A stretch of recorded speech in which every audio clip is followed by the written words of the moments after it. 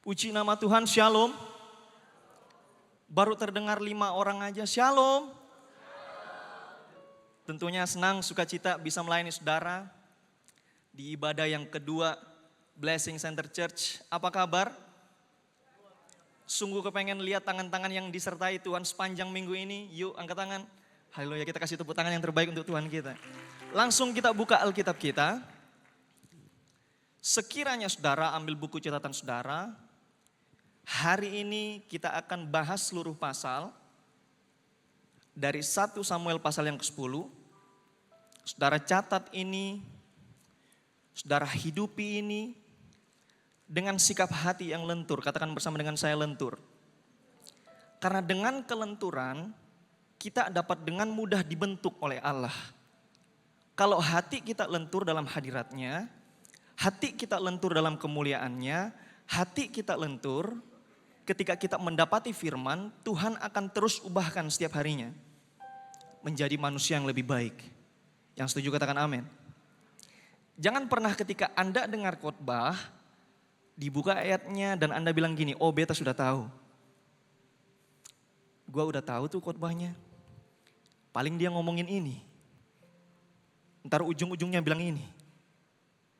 Saya minta maaf, Anda tidak akan dapatkan apa-apa. Tapi ketika Anda datang dengan hati yang lentur, saya percaya Tuhan akan ubahkan kita. Dan Tuhan akan terus sempurnakan kita. Amin.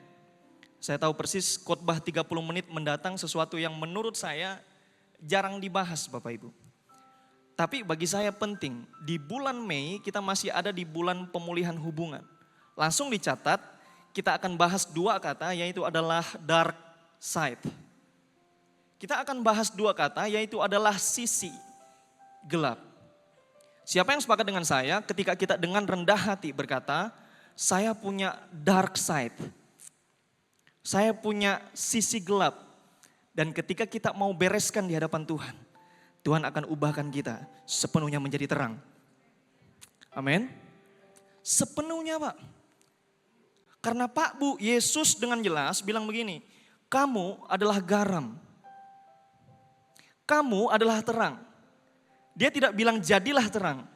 Kalau dia bilang jadilah terang berarti belum terang dong. Tapi kadang-kadang kita taruh terang di bawah gantang. Setuju dengan saya? Kita tidak dipanggil menjadi anak-anak kegelapan.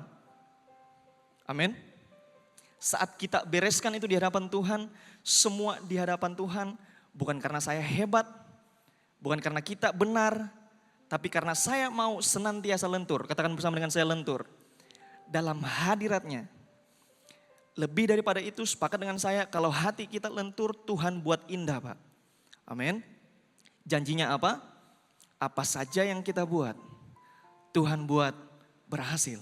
Dan kita akan bahas sisi gelap yang Tuhan akan rotasi menjadi sisi terang. Kita akan lihat seluruh perikop dari 1 Samuel pasal yang ke-10. Dan yang akan kita bahas 1 ayat, tapi 1 ayat ini harus didukung oleh ayat-ayat yang lain. Dari seluruh perikop ini karena lebih baik ayat menjelaskan ayat. Lebih baik ayat menjelaskan apa? Ayat. Kalau pendeta yang menjelaskan kan bisa salah Bapak Ibu. Jadi ayat ini harus didukung dengan ayat. Sama-sama kita baca ayat yang pertama. Kita baca 2, 3, ya. Lalu Samuel, belum semua. Kita baca 2, 3, ya. Lalu Samuel mengambil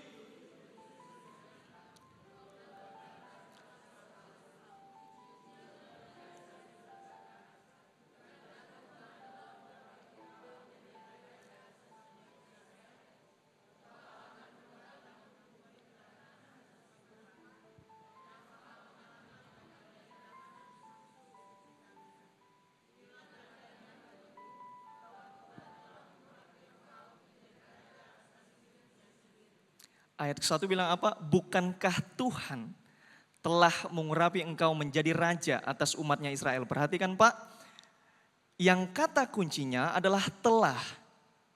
Kata kuncinya bukan akan. Perhatikan slide berikut ini. Engkau akan memegang tampuk pemerintahan atas umatnya Ya, atas umat Tuhan, bangsa pilihan Tuhan. Setuju dengan saya, Saul orang yang luar biasa. Maaf, bagi saya Saul luar biasa.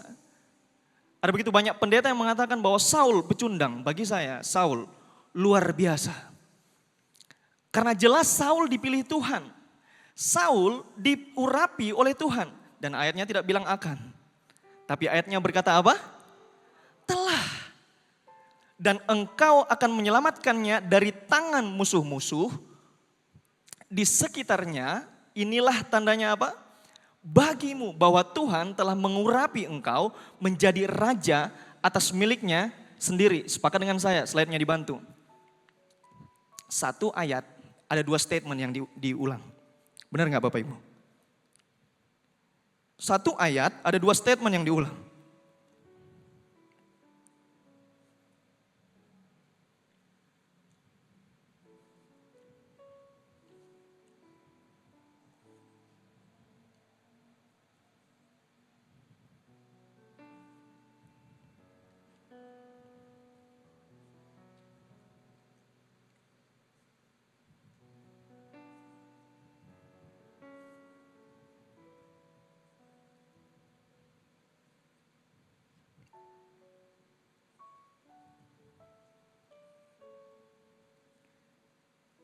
Coba slide berikutnya.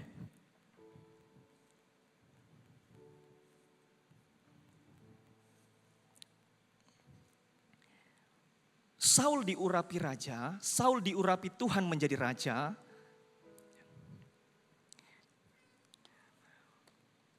Tuhan memilih Saul supaya untuk menjadi raja atas Israel. Amin. Dan saya kurang puas dengan perikop di bawah yang mengatakan Saul menjadi raja karena undian. Semua pendeta berkata bahwa Saul dipilih karena undian. Banyak khotbah bilang gini, Daud dipilih tapi Saul diundi. Maaf saya kurang setuju Pak. Karena ayatnya dengan jelas, ayat yang pertama, Tuhan telah mengurapi Saul. Tuhan telah urapi Saul menjadi raja. Sepakat dengan saya, ini pemilihan kasih karunia. Dan pemilihan kasih karunia di dalamnya ada kewibawaan Allah. Dan Anda di ruangan ini sepakat dengan saya, Anda datang hari ini bukan karena diundi. Enggak ikutin khotbah saya. Rendah banget kehidupan Saul, raja pertama Israel, diundi. Ayatnya enggak bilang gitu. Anda perhatikan di ayat ini, Anda tidak akan temukan kata undian, kayak sayembara gitu. Ayo Isakar kumpul, ayo Benyamin kumpul, ayo Lewi kumpul. Kita nggak dapati dokumentasi ayat mengatakan demikian. Setelah mereka berkumpul apa yang terjadi? Mereka bilang gini, kami mau raja, mana rajanya? Sepakat tidak dengan saya ketika semua berkumpul, tidak ada ayat yang mengatakan, lalu Samuel ambil dadu. Ya. Kemudian kalau keluar angka 2 berarti Isakar. Ya, angka. Isakar. Kan gak mungkin gitu. Rendah banget kehidupan Saul. Tidak ada dokumentasi Alkitab mengatakan demikian. Dengar baik, pemilihan kasih karunia itu ada wibawa. Yang setuju katakan amin. Yang setuju katakan amin. Maaf Pak, 1 tahun kita akan merayakan gereja ini. Sebagai yang namanya legalitas gereja. Saya berani bilang gini, saya kasih contoh. Tidak pernah tuh Pak John Tuteru ambil yang namanya koin ya. Siapa ya yang bakal jadi gembala? Oke, kalau gambar Garuda berarti si A. Kalau gambar angka berarti si B. Si A naik jadi gembala. Serendah itu kah? Saya begitu yakin pemilihan Allah, pemilihan Tuhan karena anugerah, karena kasih karunia. Saya minta maaf, saya nggak sepakat. Saul dipilih karena diundi. Perhatikan ayat yang ke-6. Maaf saya harus siapkan ini agak sedikit sistematis Bapak Ibu. Kita baca sama-sama ayat yang ke-6. Yang buat saya Saul extraordinary. Bagi saya Saul appointed man. Kita baca 2, 3, ya. Maka roh Tuhan akan berkuasa, engkau akan kepenuhan bersama-sama dengan mereka dan berubah menjadi apa? Manusia lain. Bagi saya tidak ada janji yang sehebat kepada Saul. Tidak ada janji yang saya tahu hanya satu orang di dunia ini yang terima. Yaitu Saul menjadi manusia lain. Ayat yang ke-7 Pak. Ayat yang ke-7. Apabila tanda-tanda ini terjadi kepadamu, lakukanlah apa saja yang didapat oleh tanganmu. Sebab Allah apa? Menyertai engkau. Ini janji yang hebat. Samuel bilang gini kepada Saul, apa saja yang tanganmu dapati, Tuhan menyertai. Bukankah itu hebat? Semua perhatikan tangan saya. Rasanya Bapak Ibu masih ragu-ragu gitu loh. Semua perhatikan tangan saya. Yang sudah lihat katakan yes. Yang sudah lihat katakan yes. Apa saja yang tanganmu pegang, Allah menyertai. Pegang bisnis, berhasil. Pegang keluarga, berhasil. Pegang investasi, berhasil. Pegang hubungan, berhasil. Apa saja yang disertai oleh Tuhan, dibuat berhasil. Saul luar biasa Pak. Bagi saya Saul tidak pecundang. Saul dahsyat. Tapi apa saja yang diperbuat dalam realita kehidupan, saya temukan banyak orang. Apa saja yang dilakukan gagal. Kerja gagal. Investasi gagal. Karir gagal. Keluarga gagal. Perkawinan gagal. Dan saya dapat di dalam kehidupan Saul, apa saja yang harus diperbuat Saul berhasil. Tapi apa saja yang diperbuat Saul gagal. Setuju dengan saya? Apapun yang terjadi dalam kehidupan kita, ketika kita bereskan di hadapan Tuhan, Tuhan akan ubahkan kita menjadi manusia lain.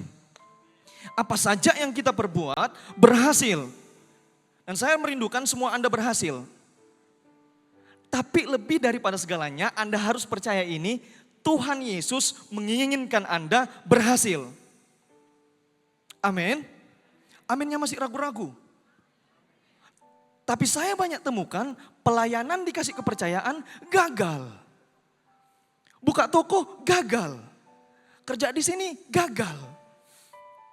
Bukannya nggak perpuluhan, bukannya nggak doa, bukannya nggak tahu ayat, bukannya nggak pelayanan, tapi ini doa saya.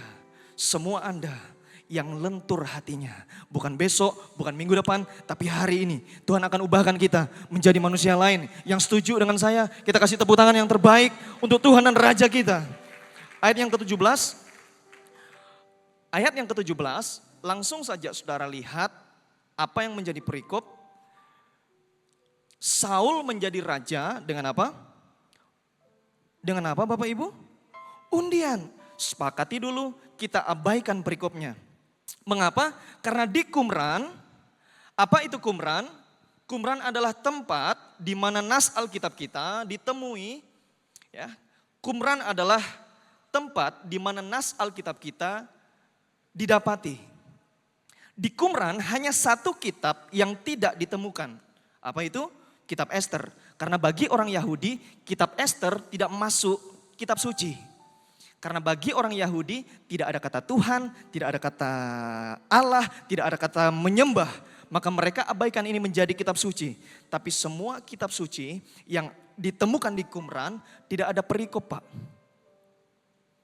Semua kitab suci yang ditemukan di Qumran tidak ada ayat 1, tidak ada ayat 2, tidak ada ayat 3. Sepakat dengan saya, nabi-nabi itu menulis. Allah berfirman, buka kurung, tutup kurung. Semua nas Alkitab yang di Qumran yang ditulis oleh Nabi sedemikian rupa. Anda harus percaya ini. Semua naskah Alkitab bentuk nas asli Alkitabnya bentuknya itu naratif. Tidak ada ayat 1, tidak ada ayat yang kedua, tidak ada ayat yang ketiga. Tidak ada perikop, itu hanya bantuan percetakan. Makanya Lembaga Alkitab Indonesia memberikan sebuah perikop Saul menjadi raja dengan undian. Naskah Alkitab asli di Qumran tidak ada bab, tidak ada pasal, tidak ada yang namanya perikop. Saudara perhatikan terjemahan yang paling mendekati dengan bahasa asli, King James Version tidak ada perikopnya. NIV Bible tidak ada perikopnya. New King James berkata, bukan Saul diundi jadi raja, tapi terjemahan Inggris berkata, Saul proclaim king. Saul diproklamirkan sebagai raja. Tidak ada kata undian sama sekali. Karena pemilihan Tuhan, karena kasih karunia. Dan saya mau bilang, semua kita di tempat ini, kita semua dipilih Tuhan karena kasih karunia. Bukan diundi, Bu. Boleh kita kasih tepuk tangan yang terbaik untuk Tuhan kita. Ayat 17 sampai ayat 20. Saya yang ganjil, kemudian saudara yang genap. Kemudian Samuel mengarahkan bangsa itu ke hadapan Tuhan di Mispa. 18.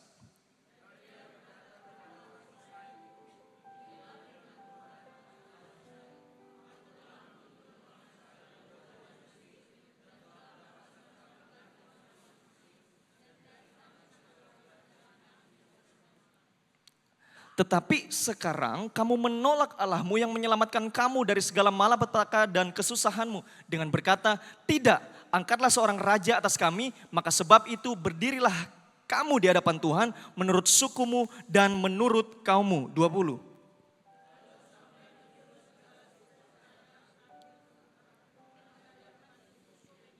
Didapati suku apa Bapak Ibu? Maka didapati suku Benyamin. Sepakat tidak dengan saya? Dari ayat yang pertama, Samuel sudah tahu yang dipilih Tuhan adalah Saul. Karena Saul adalah dari suku Benyamin. Tuhan sudah tahu, Tuhan sudah mengurapi, Tuhan sudah menetapkan yang jadi raja adalah Saul. Saul dari mana? Maaf Pak, bukan dari Lewi.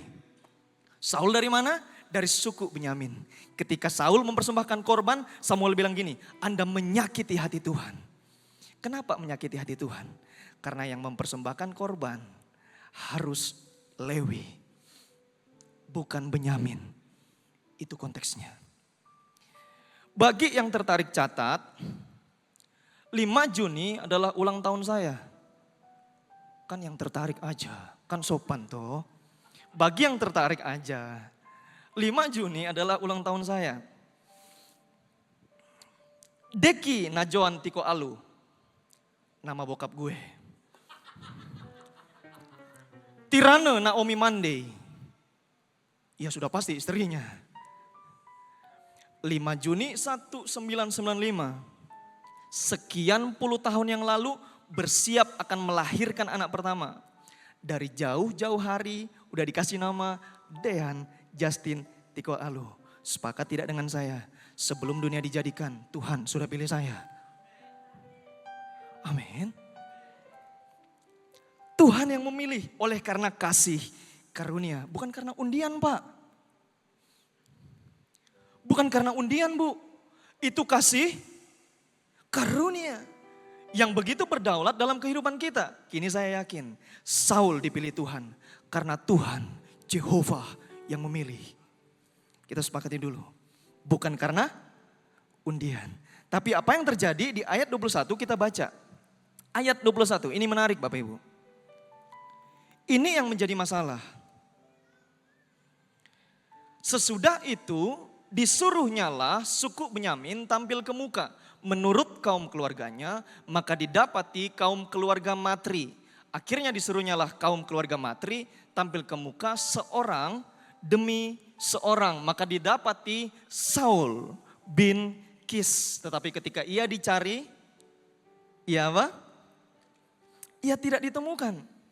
Ini masalah Pak. Sepakat dengan saya, Saul punya weakness. Sepakat dengan saya, Saul punya kelemahan. Sepakat dengan saya, Saul punya dark side. Saul punya masalah. Saul punya sisi gelap. Masalahnya apa? Ayat 22. Sebab itu ditanyakanlah pula kepada Tuhan, apa orang itu juga datang kemari? Tuhan menjawabnya. Sesungguhnya ia apa? Bersembunyi di antara apa? Barang-barang. Seseorang yang diproklamirkan jadi raja bukannya tampil dengan percaya diri. Seseorang yang sudah diurapi Tuhan, bukan akan diurapi Tuhan. Sebelum dunia dijadikan, bukan datang dengan percaya diri. Tapi di mana? Bersembunyi di balik barang. Ayat 23. Berlarilah orang ke sana dan mengambilnya dari sana, dan ketika ia berdiri di tengah-tengah orang sebangsanya, ternyata ia dari bahu ke atas lebih tinggi daripada setiap orang sebangsanya. Ternyata kenapa Saul bersembunyi? Ia rendah diri. Ia minder, Pak. Karena dari bahu lebih tinggi dibandingkan sebangsanya. Ketika akan ditampilkan sebagai raja atas semua orang Israel. Aku tidak layak. Lebih baik aku bersembunyi di antara barang. Jangan saya dulu. Saya begitu yakin masalah sisi gelap daripada Saul adalah Saul minder. Saul rendah diri. Dan itu Pak, itu penghancur hubungan. Perhatikan slide berikut ini. Ketika Anda merasa minder, Anda sedang meragukan karya penciptaan Tuhan yang berkata bahwa saya dan Anda diciptakan dahsyat dan ajaib. Dan keraguan ini perlahan-lahan akan merusak itu yang namanya hubungan. Ini akan merusak hubungan. Padahal dari awal kita sudah dipilih Tuhan. Iya benar Saul kehilangan kasih karunia. Tapi titik awalnya dia rendah diri. Iya benar Saul memberontak. Tapi sekarang kita tahu Saul minder. Orang yang minder Pak, yang diingini cuma satu. Diterima. Orang yang minder Bu, yang ditakutkan cuma satu. Ditolak. Itu aja. Ketika mau diumumkan, dia takut ditolak dan akhirnya dia bersembunyi. Begitu banyak orang di gereja, ayo doa. Jangan dulu, saya mah rendah hati, saya mah low profile. Padahal apa? Takut doanya ditolak.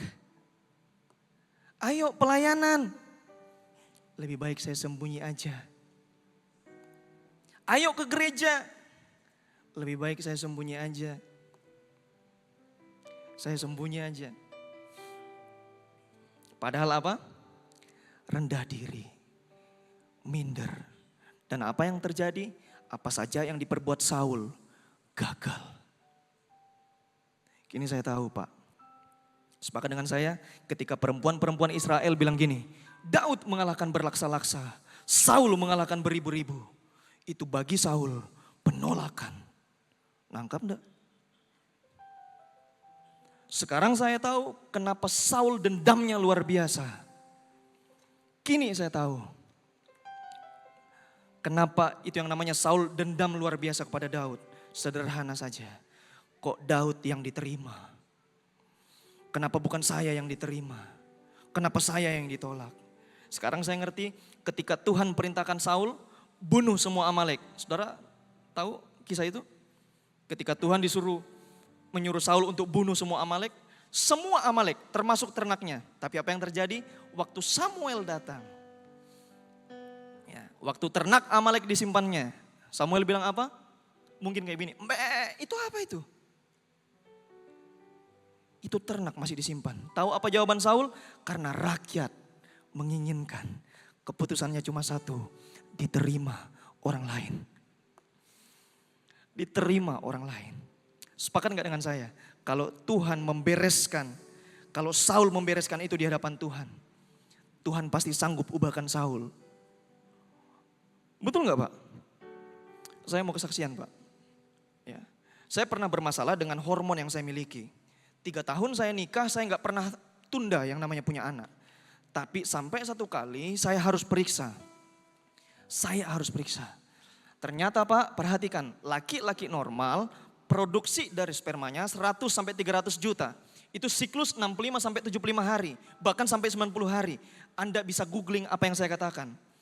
Bahkan ketika laki-laki normal, ketika satu kali ejakulasi, yang keluar adalah 39 juta sel sperma. Ini yang saya alami. Dengan proses yang bagi saya panjang, berapa tahun buat saya rendah diri, Pak. Berapa tahun buat saya minder, nggak percaya diri gitu. Tiap ketemu Tuhan, tiap ketemu yang namanya teman-teman, tiap ketemu yang namanya saudara-saudara, pertanyaannya selalu satu. Sudah ada isi apa belum? Sampai teman saya itu kurang ajar banget ya. Teman saya sampai bilang begini, lu tahu nggak, kalau nggak tahu gua ajarin. Bagi saya penolakan, Bapak Ibu bisa ketawa, tapi bagi saya itu penolakan, Pak. Dan saya putuskan, ya, mungkin sekitar berapa kali ya, 3 kali ya kayaknya. Lebih dari 3 kali, istri saya dari bawah gini, kayaknya 4 kali ya. 4 kali, saya nggak ingat. Tapi yang saya ingat dokternya bilang gini, jadi begini Pak. Dia sudah tarik panjang, saya, aduh kayaknya ini bahaya deh. Volume dalam sel tubuh Bapak itu jumlahnya sangat sedikit. Langsung saya tanya begini, dok yang jelas dong sedikit itu berapa? Mau tahu apa mau tahu banget? Saya bilang mau tahu banget. Berapa itu? Sedikit itu berapa? Berapa Pak? 0,001. Bahkan Pak gerakannya pun tidak bagus. Kalau memang ini benar diagnosa saya, kemungkinan besar Bapak ini genetik. Saya bilang, Pak, saya nggak ngerokok, saya nggak mabuk, saya nggak apapun. Pokoknya yang saya lakukan, bahkan pola hidup sehat. Dan berapa minggu setelah terima yang namanya hasil di email ya, memang benar, ternyata genetik Pak. Pak, Bu, jangankan tembus, syukur kalau tembus. Yang sakit hati saya dibilang gini, kalaupun tembus anak Bapak bisa aja cacat. Bagi saya penolakan Pak.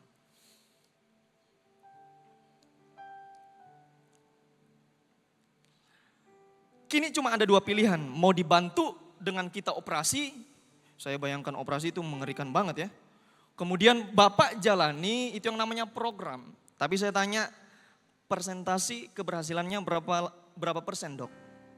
Persentasinya berapa dokter? Bapak doa aja, dibilang Bapak bergumul aja, Bapak perbaiki pola hidup, Bapak jangan stres, oke? Thank you. Tapi dalam hati, kau bicara itu pelan-pelan begitu, ya. Untung aja kau dokter. Tapi bagi saya itu stresnya minta ampun. Saya sama istri kita adalah 2 pribadi yang berbeda. Tapi ditemukan dengan satu kasih Kristus. Ya, dia itu ya udahlah kayak begitu. Tapi saya orangnya pengennya yang sistematis, pengennya yang terpola gitu loh. Tapi waktu pulang istri saya nangis. Saya berusaha tahan ya. Dalam hati saya bilang begini, Tuhan, apa yang saya lakukan terhadap Tuhan? Kalau saya dapat ini, engkau harus mengatakan bahwa saya harus bersyukur, baik saya akan bersyukur. Tapi bersama istri kita doa di hadapan Tuhan, sepakat tidak dengan saya? Tidak ada yang sulit di hadapan Tuhan. Tidak ada yang mustahil di hadapan Tuhan. Mujizat Tuhan itu sangat mudah bagi Tuhan.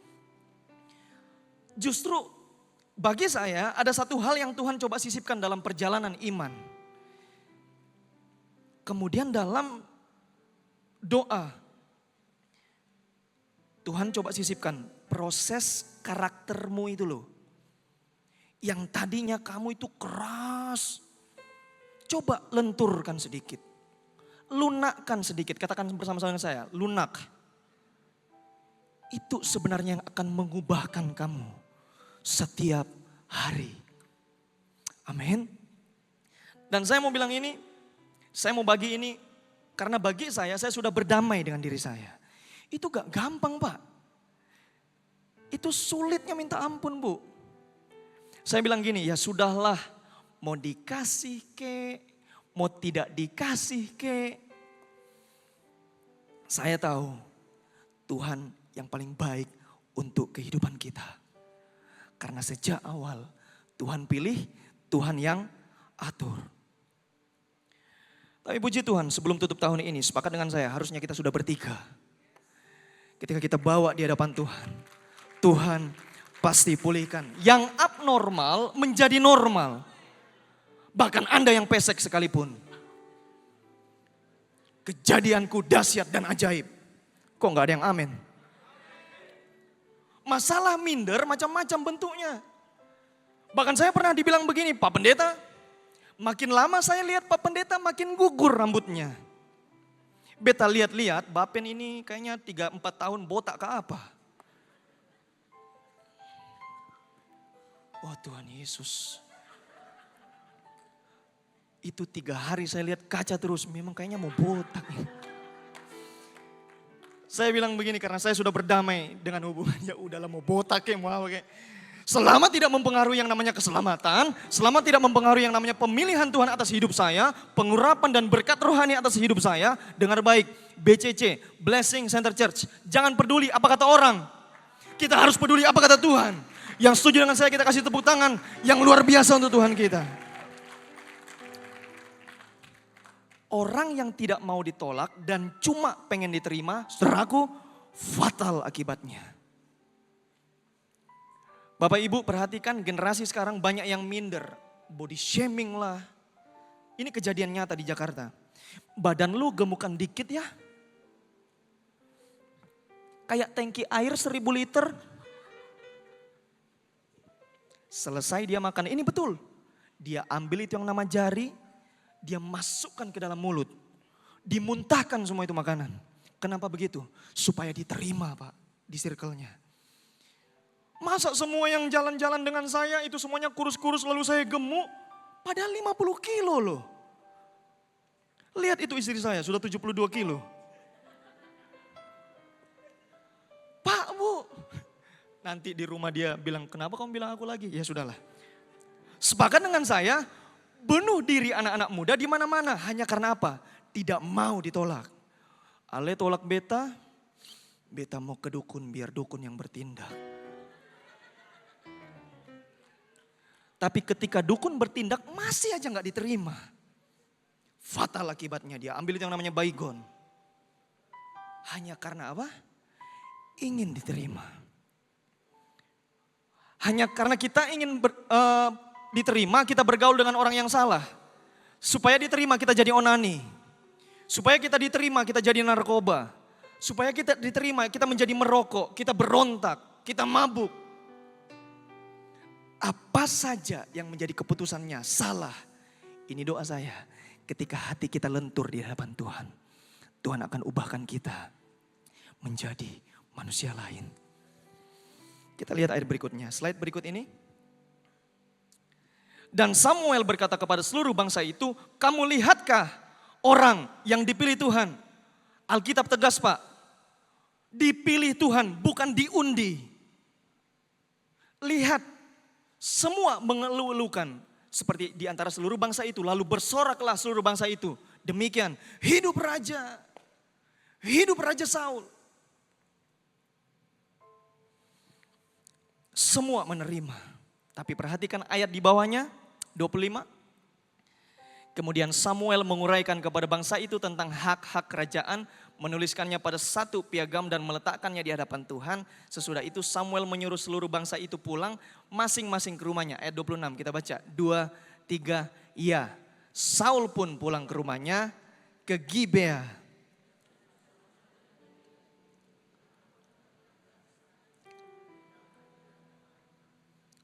Hatinya telah digerakkan Allah. Ayat terakhir ayat 27, ternyata ini yang menggores Saul. Ternyata ini dark side. Ternyata ini sisi gelap. Perhatikan ayat 27. Tetapi orang-orang Dursila berkata, masakan orang ini dapat menyelamatkan kita? Kita akan baca dari kata mereka menghina. 2, 3, ya. Mereka menghina dia dan tidak membawa persembahan kepadanya. Tetapi apa? Ia pura-pura tuli. Ketika dark side digores, ketika dark side disentuh, ketika dark side diserempet, ya, belum ditabrak, baru diserempet, reaksinya luar biasa. Egonya diserempet, katakan bersama dengan saya, serempet. Baru kesentuh aja. Ternyata sampai akhir Saul tidak bereskan ini di hadapan Tuhan. Akibatnya fatal Pak. Saul kehilangan anugerah itu sendiri. Ia pura-pura tuli. Sepakat tidak dengan saya? Saul datang dengan hati yang besi. Saul datang dengan hati yang keras. Padahal kalau dia lentur, Tuhan akan ubahkan dia menjadi manusia yang lain. Amin. Jangan pura-pura tuli. Enggak masalah. Allah masalah kecil kok. Gampanglah bisa diatur. Anda mungkin punya kekurangan secara fisik. Anda mungkin punya kekurangan secara keuangan. Dan itu membuat Anda minder. Minder luar biasa. Oh, saya sudah tidak sempurna, saya sudah tidak seperti muda lagi, saya bukan apa-apa. Saya mah bukan siapa-siapa. Bereskan di hadapan Tuhan. Dan ketika kita punya kepercayaan diri di hadapan Tuhan, Tuhan bisa buat apa saja yang kita lakukan berhasil. Amin. 3 hal ini saya tutup khotbahnya. Ini adalah konklusi dari dark side, sisi gelap. Yang pertama, dark side sering tersembunyi di balik kelebihan. Saul lebih tinggi. Dia udah dipilih, dia diurapi, bahkan terlihat layak menjadi raja. Tapi di balik semua itu dia simpan itu yang namanya rasa takut, dia simpan itu yang namanya penolakan. Pak, tidak semua yang terlihat kuat benar-benar sembuh di dalam. Yang kedua, dark side yang tidak dibereskan akan mengendalikan keputusan hidup kita. Hubungan kita menjadi kocar-kacir, Pak. Saul tidak langsung jatuh karena dosa yang besar. Awalnya hanya minder. Dia cuma takut ditolak. Dia cuma haus penerimaan. Bahasa yang kekinian, dia itu pengen divalidasi. Tapi dari situ lahir itu yang namanya iri hati. Orang-orang minder itu gampang emosian. Orang-orang yang rendah diri itu gampang meluapkan yang namanya amarah. Ada jurnalnya, Pak. Lebih gampang dendam. Lebih gampang tidak taat. Dan kehilangan yang namanya kasih karunia.